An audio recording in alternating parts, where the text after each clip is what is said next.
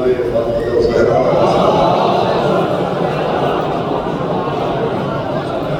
انجمن یادگار معصومین کی جانب سے منعقدہ اس قدیم اور مقبول نشر مجالس کی آخری مجلس ہے اور مسلسل آج 5واں روز ہے مجھے یہ عرض کرتے ہوئے کہ مولا حسین علیہ السلام جب 28 رجب سن 60 ہجری کو مدینہ سے ہجرت فرما رہے تھے تو آپ نے جناب محمد حنفیہ کے نام ایک خط تحریر فرمایا اور اس خط کے ذریعے اپنی ہجرت اور اپنی شہادت کے مقاصد بیان فرمائے اور وہ مقاصد جن کے تحت مولا حسین علیہ السلام نے ہجرت فرمائی تھی، جن مقاصد کے تحت مولا حسین میدان کربلا کی جانب روانہ ہوئے تھے، ان میں پہلا مقصد تھا کہ مولا نے فرمایا کہ میں اپنے نانا کی امت کی اصلاح کے لیے جا رہا ہوں۔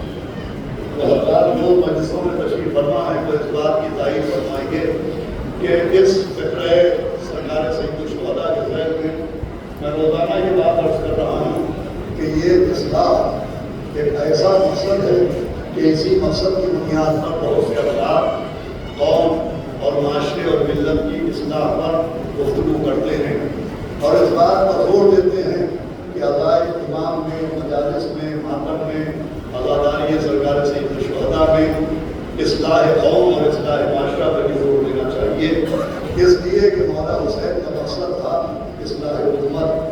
تو اس میں کوئی دو رائے نہیں کہ مولا حسین اصلاح کے لیے نکلے تھے، لیکن وہ حالات کیا تھے، وہ خرابیاں کیا تھیں، وہ گناہ کیا تھے جن کی اصلاح کے لیے مولا حسین نکلے، اس کو بھی سمجھنا ضروری ہے۔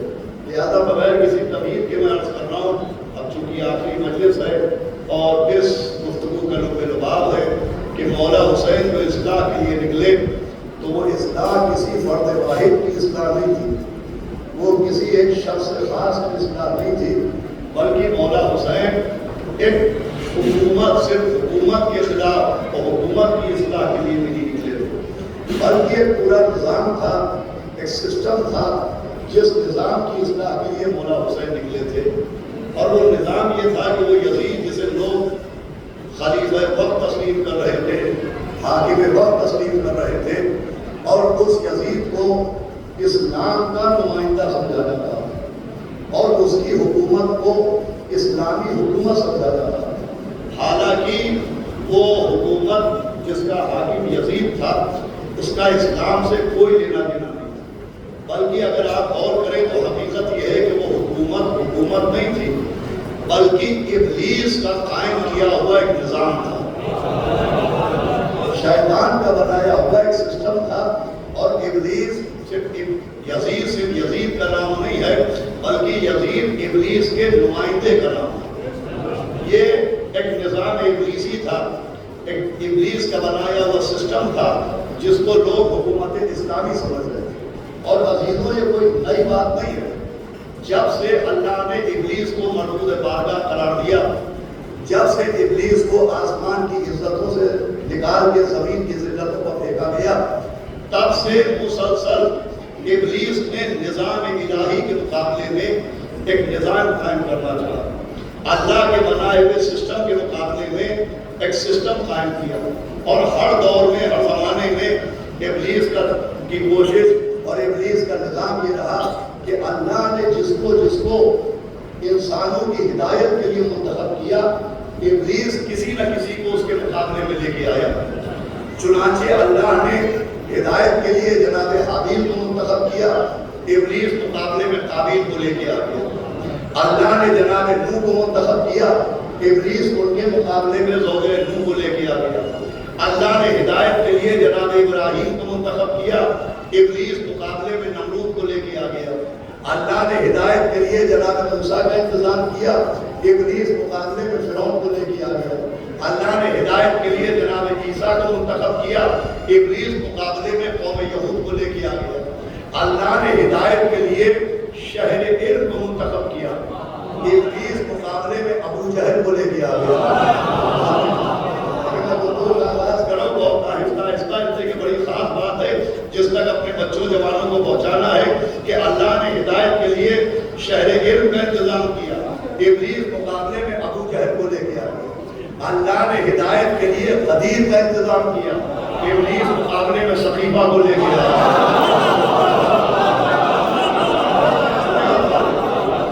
اللہ نے ہدایت کے لیے مولا حسن کا انتظام کیا. ابلیس مقابلے میں حاکم شام کو لے کے آ گیا. اللہ نے ہدایت کے لیے مولا حسین کا انتظام کیا. ابلیس مقابلے میں یزید کو لے کے آ گیا. یہ ایک ابلیس کا بنایا ہوا سسٹم تھا, ایک نظام تھا کہ جسے جسے اللہ نے ہدایت کے لیے منتخب کیا, لوگوں کی رہبری کے لیے منتخب کیا, لوگوں کو ہدایت دینے کے لیے منتخب کیا, ابلیس اس کے مقابلے میں اپنے نمائندے لاتا تھا. اچھا, بات صرف یہی تک نہیں ہے کہ ہادیان برحق کے مقابلے میں اس نے اپنے نمائندے بنائے, اور گفتگو شروع کر رہا ہوں, بلکہ اللہ نے ہر وہ شے جو انسان کی صحت کے لیے, انسان کی زندگی کے لیے مفید ہے, ابلیس اس کے مقابلے میں نہیں کچھ اشیاء کو لے کے آیا. اللہ نے فائدہ انسانی کے لیے توحید کو پیش کیا, ابلیس شرک کو لے کے آ گیا. اللہ نے انسان کی صحت کے فائدے کے لیے رزق حلال کا انتظام کیا, یہ رزق حرام کو لے کے آ گیا. محمد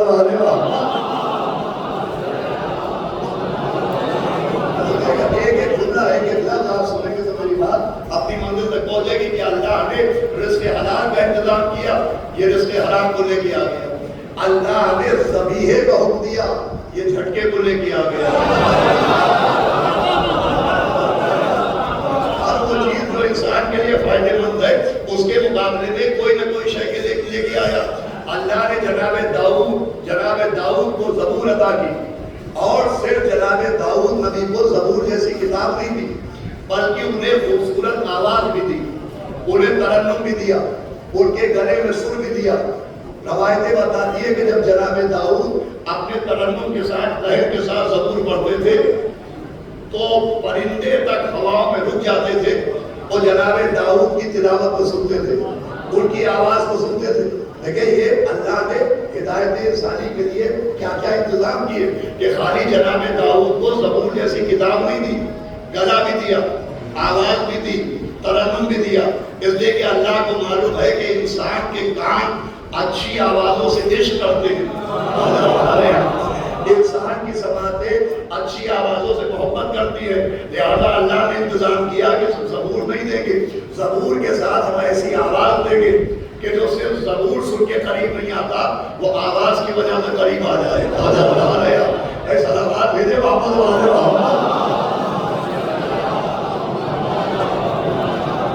مل کے صلوات پڑھے تو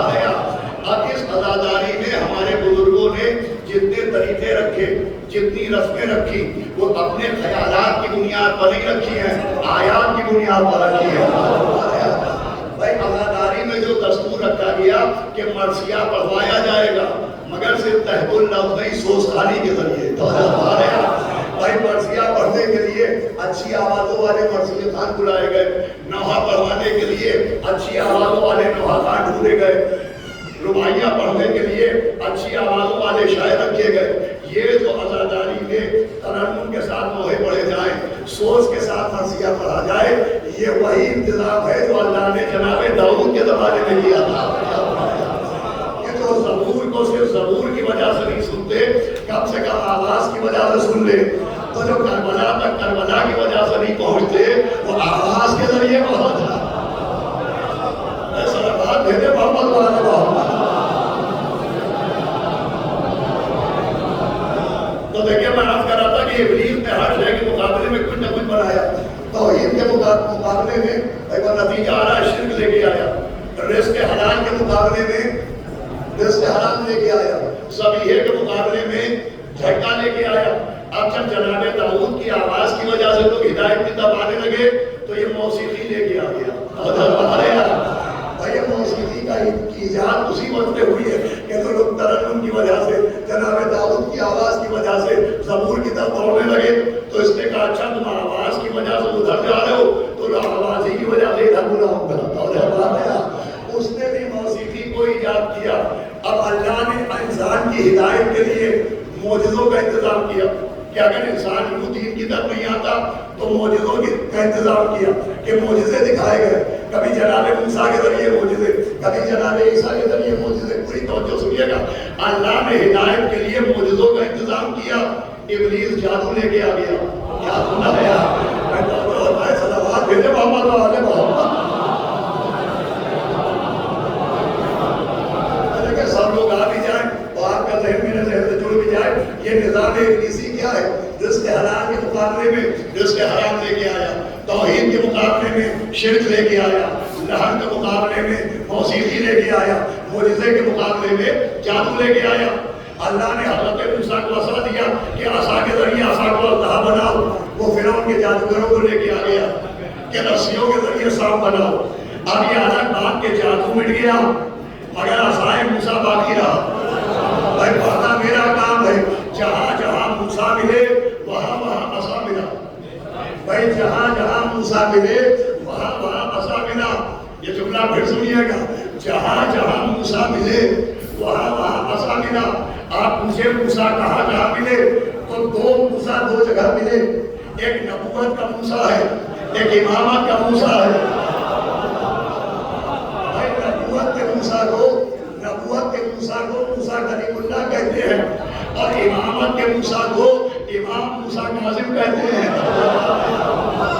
ایک ہے نبوت کا موسیٰ اور ایک ہے امامت کا موسیٰ. اب جہاں جہاں موسیٰ ملا وہاں وہاں عیسیٰ ملا. روایت میں بتایا کہ چھٹے امام بیٹھے ہیں, ابو بصیر آ گئے, امام کے صحابی آ گئے, ایک خواہش لے کے آئے, ایک تمنا لے کے آئے. امام کو سلام کیا, امام نے جواب دیا. ابو بصیر نے کہا حضرت آج میں جو آپ کے پاس آیا ہوں تو یہ پوچھنے آیا ہوں کہ مرنے کے بعد اہل بیت کے دشمنوں کا حشر کیا ہوتا ہے.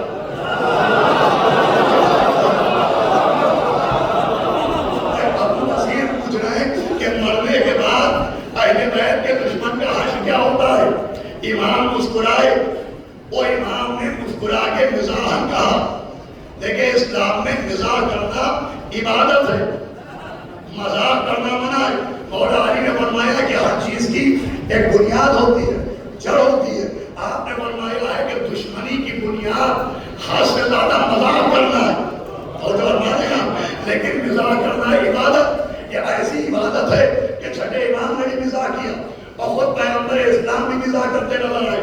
ایک بوڑھی عورت, ضعیف عورت پیغمبر کی خدمت میں آئی, نبی کو سلام کیا. نبی نے جواب سلام دیا. اس نے کہا کہ حضرت میں صبح سے شام عبادت کرتی ہوں, کیا میں جنت جاؤں گی؟ نبی نے مسکرا کے کہا کہ بوڑھی عورتیں جنت نہیں جائیں گی. دیکھیں اس کے آگے کی منزل ہے, میں دیکھتا ہوں کون دعا کرتا ہے اور کون دعا نہیں کرتا. نبی نے کہا بوڑھی عورتیں جنت نہیں جائیں گی. وہ ضعیفہ باہر آئی, گھٹنے بسا رکھ کے رونے لگی. جناب بلال حبشی آئے, کہا خالہ کیوں رو رہی ہیں؟ کہا ابھی نبی کے پاس گئی تھی اور نبی نے کہا بوڑھی عورتیں جنت نہیں جائیں گی.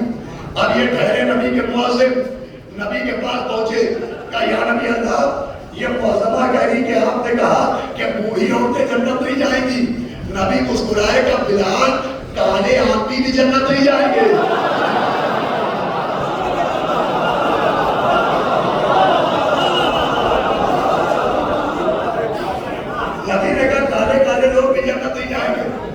جناب بلال بھی باہر پہنچے، خانہ کے کاندھے کو سرک کے رو گئے. اتنے میں جناب عباس ابن عبد المطلب پیغمبر کے چچا آئے، عصا لیے ہوئے، جھکی ہوئی کمر لیے. بلال سے کہا کیوں رو رہے ہو؟ اور خاتون سے کہا کیوں رو رہی ہو؟ جب جب نبی کے پاس گئے، نبی نے ان سے کہا پوری عورتیں جنت نہیں جائیں گی، اور نبی نے مجھ سے کہا کہ کالے کالے آدمی جنت نہیں جائیں گے. تو کہا یہ کیسے کہہ دیا؟ آؤ میرے ساتھ چلو. اب وہ نبی کے چچا سن میں بڑے، نبی کے چچا رشتے میں بڑے، سن میں بڑے، نبی کے پاس آئے کہ یا نبی اللہ، آپ نے کیا یہ کہا ہے کہ پوری عورتیں جنت نہیں جائیں گی؟ آپ نے کہا کالے کالے لوگ جنت نہیں جائیں گے. نبی نے مسکرا کے کہا چچا جان، بڈھے بھی جنت نہیں جائیں گے. جنت میں بڈھے بھی نہیں ہوں گے. مجھے پوچھنے دیجئے گا، جب جنت میں بڈھے نہیں ہوں گے تو ان کے سردار کہاں سے ہوں گے؟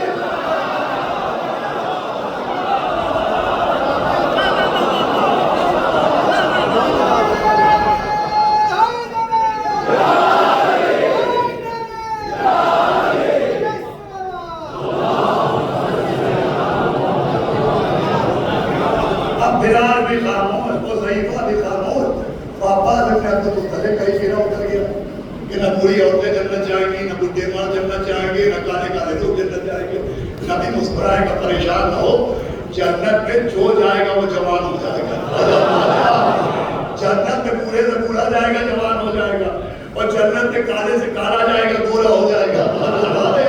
جنت میں جو جائے گا خوبصورت ہو جائے گا، جو جائے گا وہ جوان ہو جائے گا. توجہ فرمائیں گے، جنت میں کوئی بوڑھا نہیں ہوگا، جنت میں جو ہوگا وہ جوان ہوگا. جنت میں آدم ہوں گے جنت کے جوان، جنت میں نوح ہوں گے جنت کے جوان، جنت میں ابراہیم ہوں گے جوان ہوں گے، موسیٰ ہوں گے جوان ہوں گے، عیسیٰ ہوں گے جوان ہوں گے. مجھے کہنے دیجئے، آدم جنت کے جوان ہوں گے، نوح جنت کے جوان ہوں گے، ابراہیم جنت کے جوان ہوں گے، موسیٰ جنت کے جوان ہوں گے، عیسیٰ جنت کے جوان ہوں گے، اور حسنین ان کے سردار.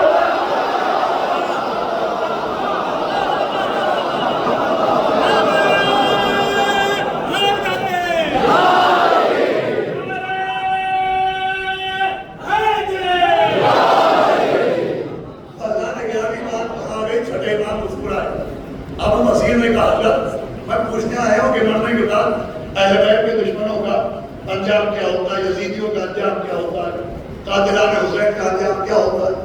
تو امام مسکرائے کہ ابو بصیر سننا چاہتے ہو یا دیکھنا بھی چاہتے ہو؟ اب سنیے گا، ذہن میں رکھیے گا، جہاں موسیٰ ہے وہاں عصا ہے. پڑھنا میرا کام ہے، سمجھنا آپ کا کام ہے. تو ابو بصیر نے کہا حضرت کیا دیکھا بھی جا سکتا ہے؟ تو کہا کیوں نہیں ابو بصیر؟ تو کہا حضرت دکھا دیجئے کہ مرنے کے بعد اہل بیت کے دشمنوں کے ساتھ کیا ہوتا ہے. بھائی ابو بصیر نے چھٹے امام سے کہا، پہلو میں ساتویں امام بیٹھے تھے، ایک مرتبہ چھٹے امام نے ساتویں امام کے کاندھے پر ہاتھ مارا، وہ کہا موسیٰ عصا لے کے آؤ. موسیٰ عصا لے کے آؤ. ساتویں امام عصا لے کے آئے. کیا دکھاؤ اہل بیت کے دشمنوں کے ساتھ کیا ہوتا ہے. اب جو ساتویں امام نے زمین پر عصا مارا تو زمین ویسے ہی تو ہوئی جیسے دریا تو ہوا تھا، اور سیاہ کا پتھر نکلا. امام نے اس نے عصا مارا، وہ پتھر بھی شک ہوا. ایک وادی نظر آئی، آگ کی بارش نظر آئی، چیخیں سنائی دی، چلاہٹیں سنائی دی. چھٹے امام نے کہا ادھر آؤ ابو بصیر، دیکھو وہ جو چل رہا ہے اسی نے تلے زہرا جلایا تھا.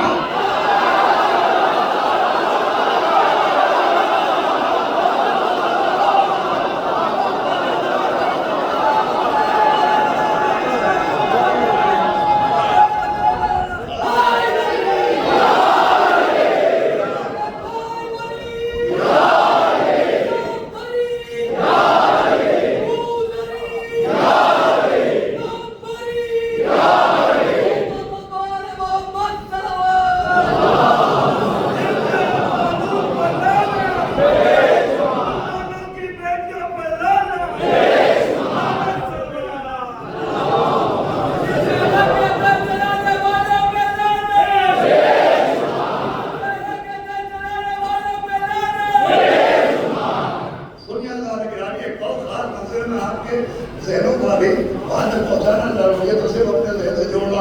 امام نے ایک ایک کا نام بتایا. دیکھو وہ غاصب حق امین ہے, وہ غاصب حق زہرا ہے. ابو بصیر نے کہا اچھا یہ تو جہنم ہے. میں کہوں گا جہنم نہیں ہے, جہنم کی پریکٹس کروائی جا رہی ہے. صلوات بھیجو محمد علیہ وسلم.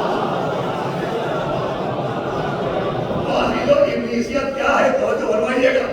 وہ حابیل کے مقابلے میں قابیل کو لایا, جناب نوح کے مقابلے میں زوج نوح کو لایا, ابراہیم کے مقابلے میں نمرود کو لایا, موسیٰ کے مقابلے میں فرعون کو لایا, جناب عیسیٰ کے مقابلے میں قوم یہود کو لایا, شہرین کے مقابلے میں ابو جہل کو لایا, غدیر کے مقابلے میں سخیمہ کو لایا, امام حسن کے مقابلے میں حاکم شام کو لایا, مولا حسین کے مقابلے میں یزید کو لایا, توحید کے مقابلے میں شرک کو لایا, رزق حلال کے مقابلے میں رزق حرام کو لایا. تاکہ پوری توجہ چاہتا ہوں, اہم نتیجہ بیان کر رہا ہوں. ذبیحے کے مقابلے میں جھنڈے کو لایا, معجزے کے مقابلے میں جادو کو لایا, ترنم کے مقابلے میں موسیقی کو لایا. آپ ذرا شریعت سے پوچھئے کہ ابلیس جس کو لایا شریعت نے اسے کیا کہا؟ رزق حرام کو شریعت نے کیا کہا؟ شرک کو شریعت نے کیا کہا؟ جادو کو شریعت نے کیا کہا؟ موسیقی کو شریعت نے کیا کہا؟ جھنڈے کو شریعت نے کیا کہا؟ ہم نے شریعت سے پوچھا ان چیزوں کی حیثیت کیا؟ شریعت نے کہا رزق حرام حرام, موسیقی حرام, جادو حرام, شرک حرام. توجہ فرما رہے ہیں آپ. موسیقی حرام, جھنڈا حرام. جو چیزیں ابلیس لے کے آیا شریعت نے کہا حرام. اس کا مطلب شریعت پیغام دے رہی ہے کہ حق کے مقابلے میں کبھی حلال نہیں آئے گا.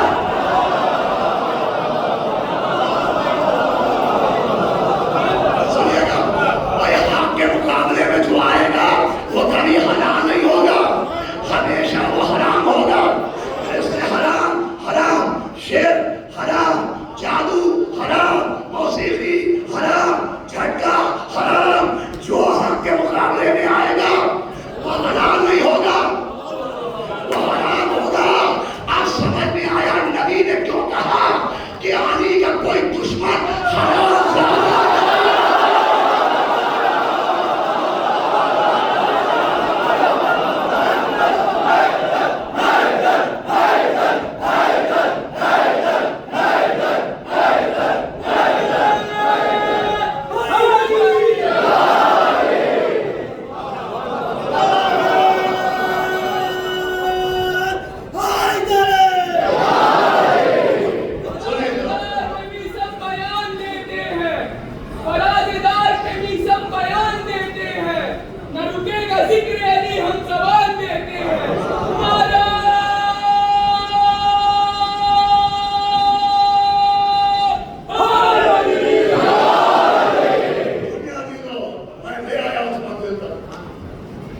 ابلیس کا نظام کیا ہے کہ اللہ جسے ہدایت کے لیے بنائے اس کے مقابلے میں اپنے نمائندے لاتا ہے.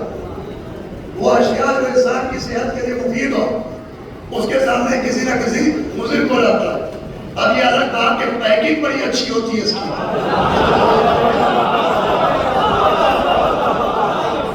اس کی پیکنگ بڑی اچھی ہوتی ہے دیکھنے میں. جو یہ پیک کر کے پیش کرتا ہے وہ بہت اچھا ہوتا ہے, اور لوگ پیکنگ ہی کو دیکھ کے متاثر ہوتے ہیں, لوگ لباس بھی دیکھ کے متاثر ہوتے ہیں.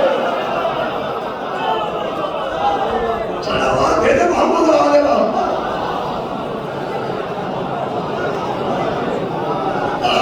دیکھیں یہی منزل ہے جس کے لیے میں نے زحمت کی.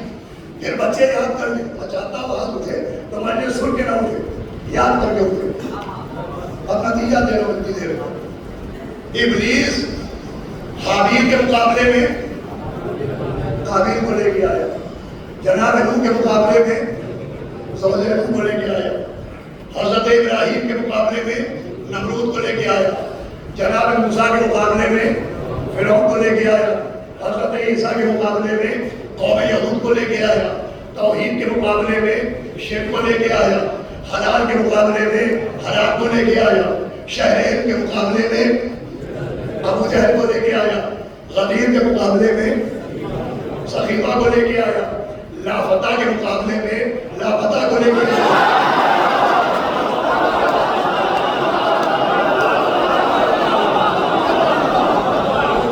فرار کے مقابلے میں فرار کو لے کے آیا، بستر پر سونے والے کے مقابلے میں رونے والے کو لے کے آیا، جناب امام حسن کے مقابلے میں حاکم شام کو لے کے آیا، مولا حسین کے مقابلے میں یزید کو لے کے آیا۔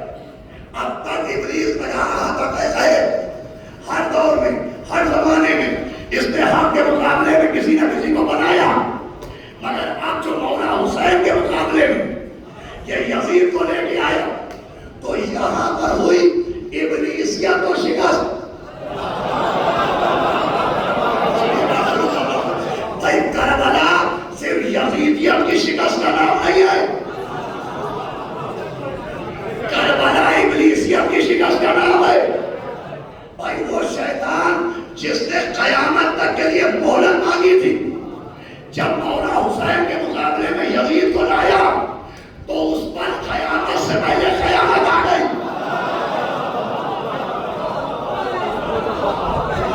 ایک اللہ اور سے دنیا کا اشارہ دعا دے کے ہوتی ہے، اس لیے کہ اب جو ابلیس مولا حسین کے مقابلے میں یزید کو لایا تو مولا حسین نے وہ شکست دی ابلیس کو کہ جنگل کو شہر بنا دیا،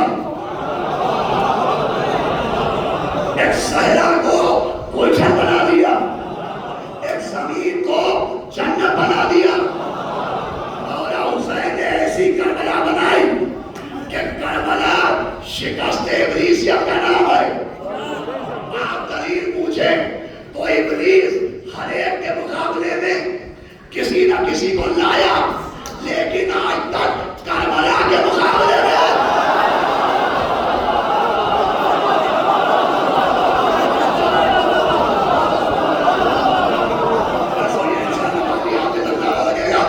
ابلیس ہمیشہ آدم کے مقابلے میں قابیل کو، نوح کے مقابلے میں زوجہ کو، ابراہیم کے مقابلے میں نمرود کو، موسیٰ کے مقابلے میں فرعون کو، کعبے کے مقابلے میں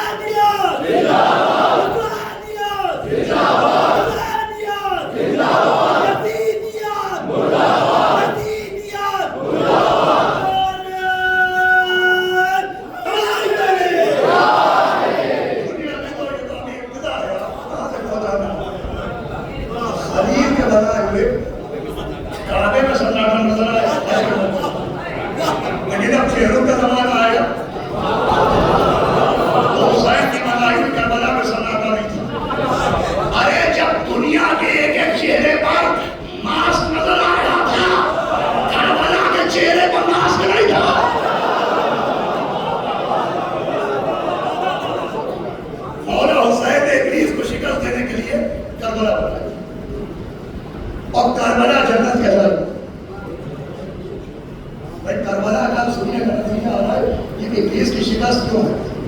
جب پہلی مرتبہ آپ نے سنا مولا حسین نے کربلا کو جنت بنایا.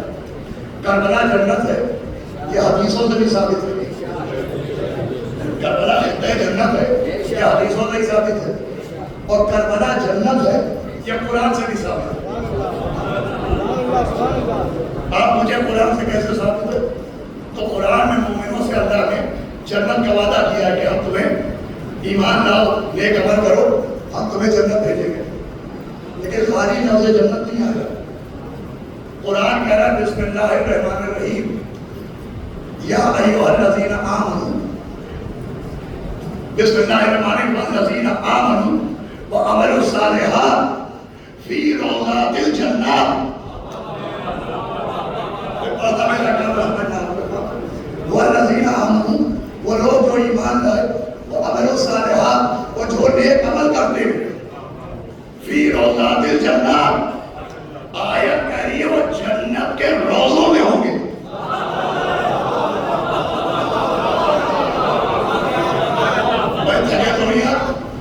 یہ جنت کے روضے کسی کہتے ہیں تو عربی زبان میں روضہ کہتے ہیں باغ کو. عربی زبان میں روضہ کہتے ہیں باغ کو. جیسے کوثر نہر ہے جیسے طوبہ ایک درخت ہے ویسے ہی روضہ کہتے ہیں باغ کو. لیکن عربی میں ہر باغ روضہ نہیں کہہ جاتا. کوثر نہر ہے لیکن ہر نہر کوثر نہیں ہے. طوبہ پیڑ ہے لیکن ہر پیڑ طوبہ نہیں ہے. جنت کی نہر کا نام کوثر, جنت کے پیڑ کا نام طوبہ, جنت کی ملکہ کا نام سیدہ, جنت کے جوانوں کے سردار کا نام حسنین. ویسے ہی جنت کے باغوں کا نام ہے روضہ. ہر باغ روضہ نہیں کہہ جاتا. جو جنت کا باغ ہو جو جنت کا باغ ہو وہ کہلاتا ہے روضہ. اب اتنے زائرین بھی بیٹھے ہوں گے. ہم نے پوچھا کربلا میں آپ کہاں گئے؟ کسی نے کہا روضہ حسین پر, کسی نے کہا روضہ عباس پر. یہ کربلا کے روضے جو روضے کہلاتے ہیں تو یہ ان کے اعلان کرتے ہیں ان کا روضہ کہلانا دلیل ہے کہ کربلا زمین کا نام نہیں ہے, زمین پر جنت کا نام ہے.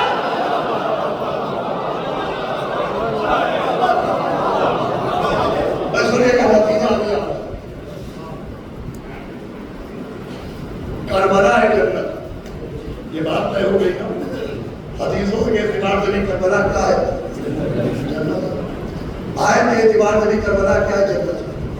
اب امام حسین نے ایک صحرا کو جنت بنایا تھا. اس لیے بنایا کہ ابلیس جب سے آسمان سے نکالا گیا اس نے طے کیا کہ میں اولاد آدم کو جنت میں نہیں جانے دوں گا.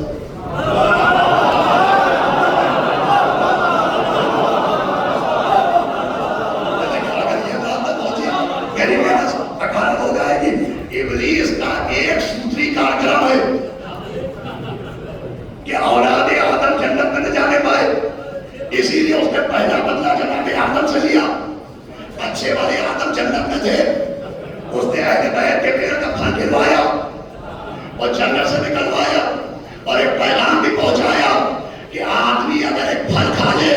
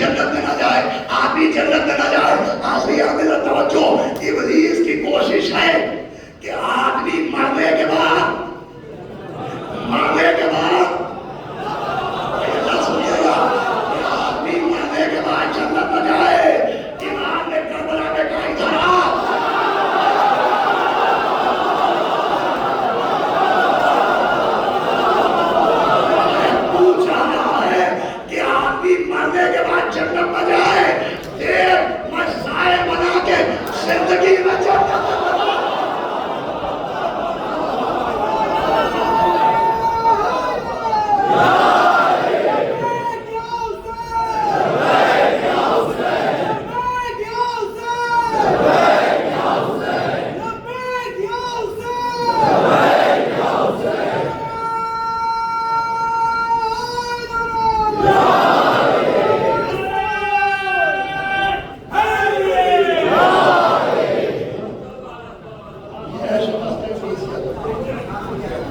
ابلیس کی کوشش ہے لوگ مرنے کے بعد جنت نہ جائیں. مولا حسین نے زمینی پہ جنت بنا دی کہ آپ زندگی میں جنت بنائیں. یہ شکست ابلیسیت کا نام. اور پھر ابلیس کو کربلا نے ایک اور شکست دی. وہ شکست یہ تھی اپنا مغرور تھا, اسے غرور تھا. جب اللہ نے کہا جب پیکر میں روح ڈالوں تو سجدہ کر لینا, تو اس کے غرور کی انتہا یہ تھی کہ اس نے کہا انہیں مٹی سے بنایا, مجھے آگ سے بنایا. اس نے مٹی کی توہین کی, اس نے مٹی کی انسان کی, اس نے مٹی کو نیچے گرانا چاہا. کربلا میں اسے یہ بھی شکست ملی.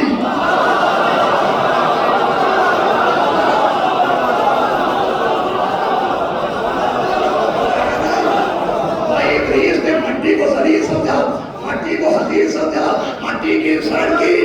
کربلا میں ابلیس کے منہ میں تماچا مارا کہ تو جس مٹی کو ذلیل سمجھ رہا ہے, خون حسین اسے سجدہ کرنا.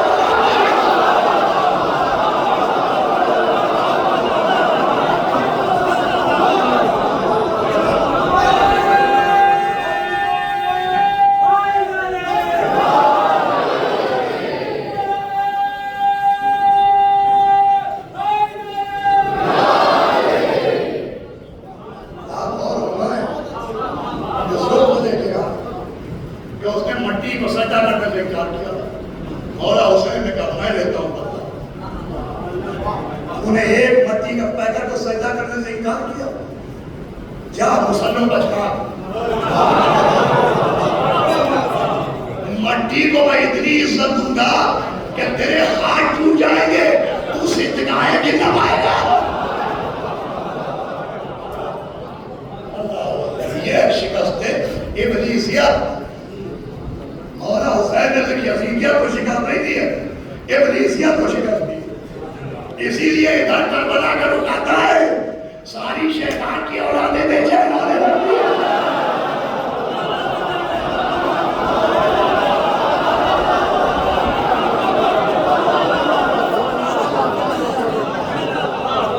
لوگ بے چین ہونے لگتے ہیں.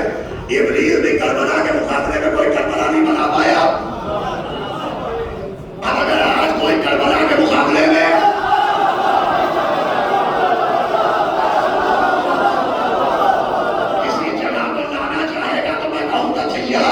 وہ نہ کرو تو شیطان بھی نہ کروائے.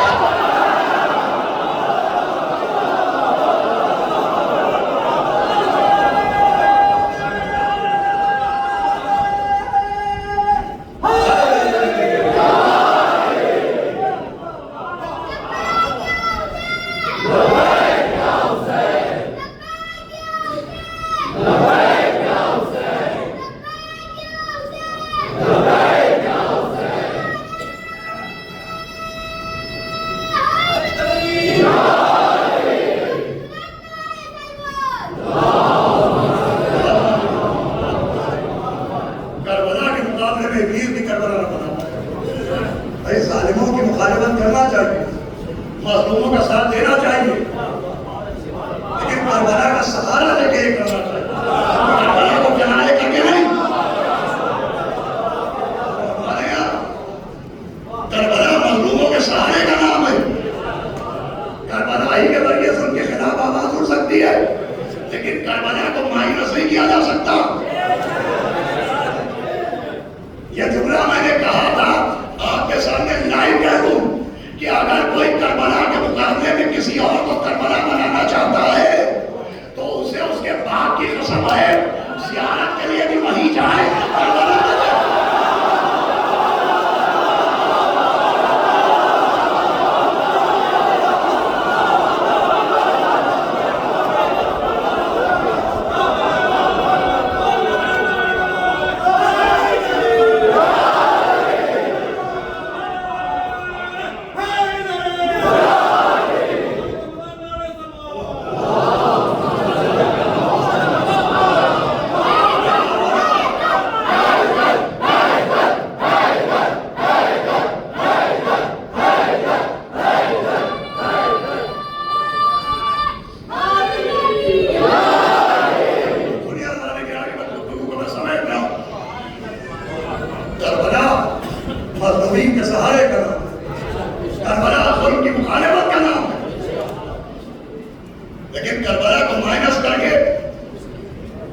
مظلوم کی حمایت نہیں ہو سکتی، ظالم کی مخالفت ہوتی ہے۔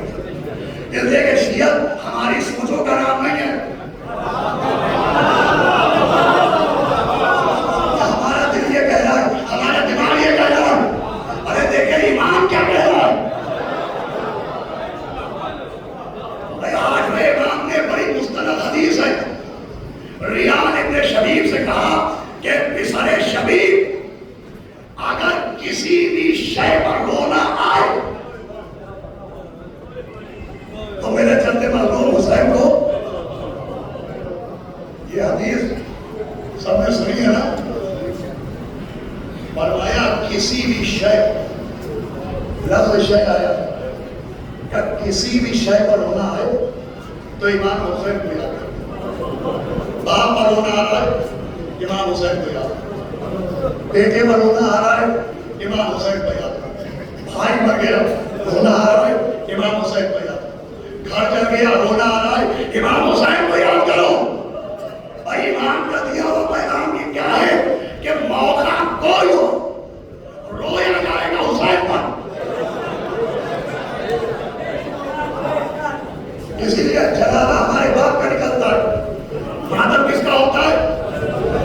امام حسین۔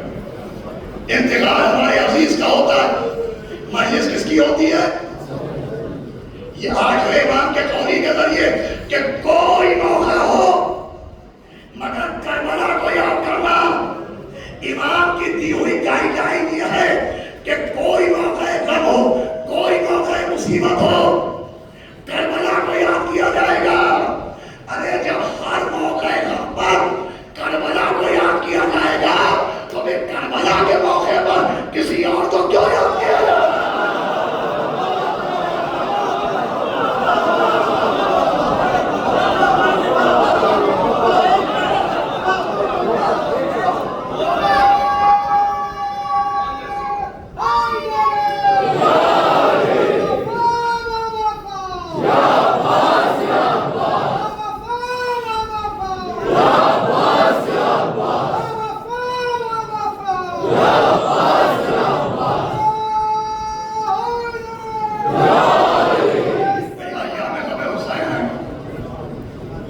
جس زمانے میں زہرا کا گھر اجڑ گیا وہ زمانہ ہے کہ ساتویں امام کے لیے روایت ہے کہ کوئی سادے زمانے میں محرم نہیں، محرم کے علاوہ کوئی امام حسین کا نام نہیں لیتا تھا، اگر صبح کوئی نام لیتا تھا تو شام تک کوئی ساتویں امام کو مسکراتے نہیں دیکھتا۔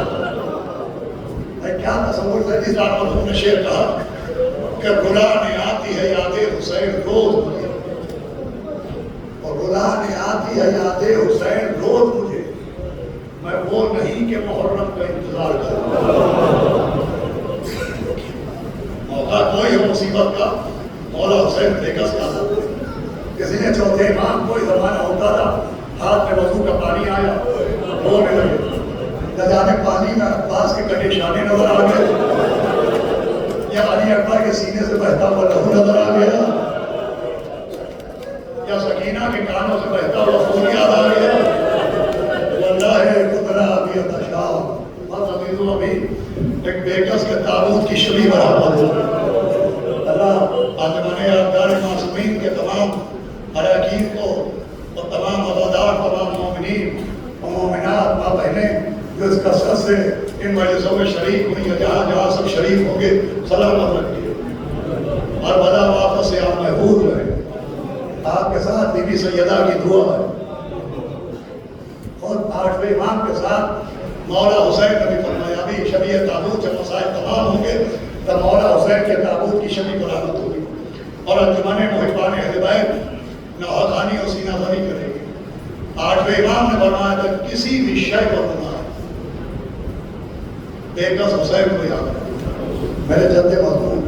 اور پھر وہ موقع آیا کہ کبھی لاش اٹھائی کبھی رو دیا، اسی شر میں شاد مر رہے، دوستوں کی لاشیں لائے، پھر عباس کے کٹے ہوئے بازو اٹھائے، اکبر کے سینے سے نیزہ نکالا، قاسم کی لاش کے ٹکڑے جمع کیے، علی اصغر کے گلے سے تیر کھینچا، نانی سے قبر کھود کے اصغر کو گاڑ کے، شبیر اٹھ کھڑے ہوئے دامن کو جھاڑ کے، درے خیمہ پہائے جا رہے ہیں، کلثوم ہم جا رہے ہیں۔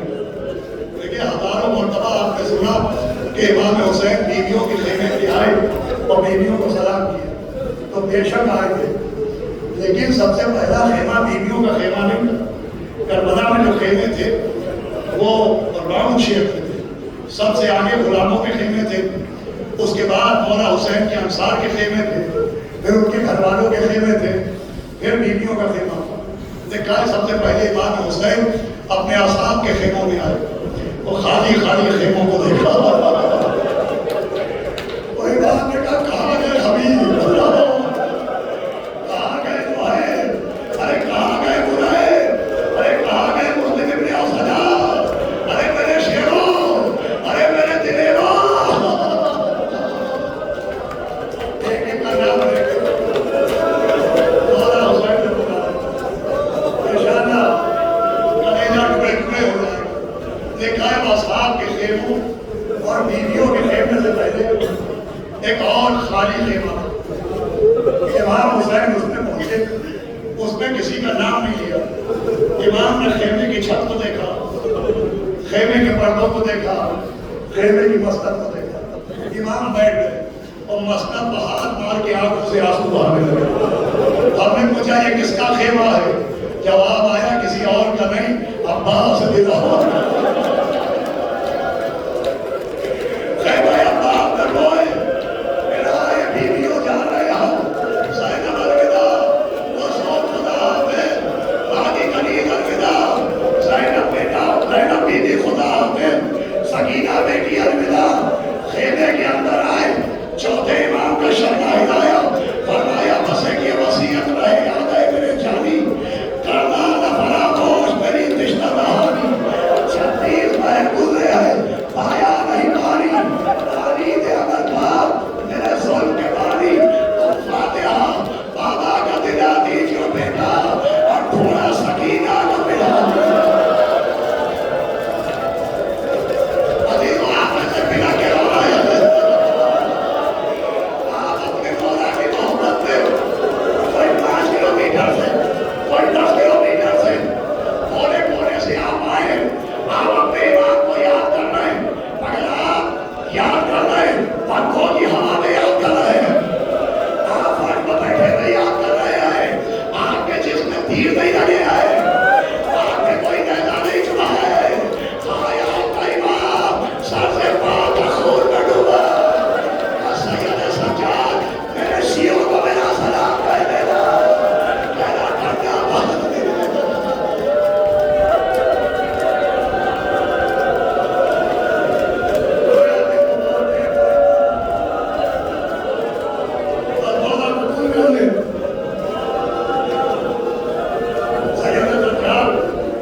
بیویوں نے کہو کہ ہم جا رہے ہیں سید سجاد سنو، دیکھو پہلے شام نے جانا، ہمارے شیعوں کو ہمارا سلام، ہائے یقین و عباس، ہائے عباس کا بھروسہ کہ بیٹے نے باپ کو دیکھا، دیکھا اب آبے کے پیٹ کٹے ہوئے اللہ سر میں وہاں تک تیر لگے، یہ نہیں پوچھا کہ بابا یہ کیا ہوا، یہ نہیں پوچھا کہ بابا یہ کیا ہوا، اگر سوال کیا کہ بابا میرے چچا عباس کہاں چلے گئے، آپ نے سید سجاد یہ کہہ کے چلے، یہ کہہ کے ہم نہ چلے، تو لکھا ہے کہ بیویوں نے حلقہ بنایا، امام نے امامے کو ہاتھوں پر رکھا، الوداع کہا، خیمے سے باہر آئے، حسین جب کے چلے بات ہو گئے رکھو، نہ تھا کوئی جو سوال ہے نہ جانے تو سکینہ جان رہی تھی، امام دامن کو حسین چکے کھائے تھے، چکائے گردن کو، ناصرہ نہ کوئی شاہی کربلائی کو فقط بہن نے کیا تھا، سوال بھائی کو، لیکن یہ کام جو بی بی زینب نے کیا، یہ بی بی زینب کا کام نہیں تھا، یہ جناب علی اکبر کا کام تھا، جناب علی اکبر امام کا بازو پکڑ کے گھوڑے پر بٹھاتے تھے، ایک کام اکبر کا تھا، ایک کام جناب عباس